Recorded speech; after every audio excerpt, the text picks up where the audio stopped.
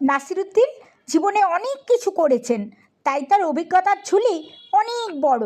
একবার এক বৃদ্ধের বাড়িতে চাকরের কাজ নিয়েছেন। বৃদ্ধের যা কিছু কাজ তাকেই করতে হয়। সেই বৃদ্ধ একদিন নাসিরুদ্দিনকে ডেকে বললেন, তুমি কাজে এত ঢিলে কেন? একবারে যেখানে কয়েকটা কাজ করে আসা যায়, তুমি সেখানে বারে বারে করো।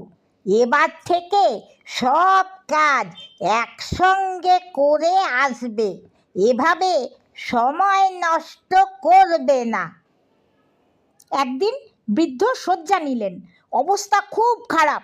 তিনি নাসিরুদ্দিনকে বললেন, হেকিমকে ডেকে আনো।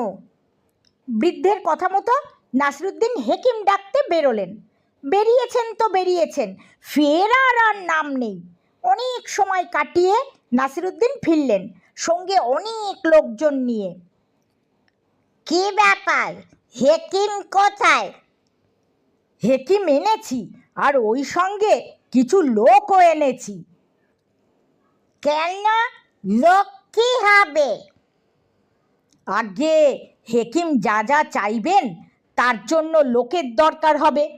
আপনার শেষ সময় উপস্থিত হলে কোরআন পড়ার জন্য লোক দরকার হবে, আর আপনার মৃত্যু হলে কবরখানায় নিয়ে যাওয়ার জন্য লোকের দরকার হবে।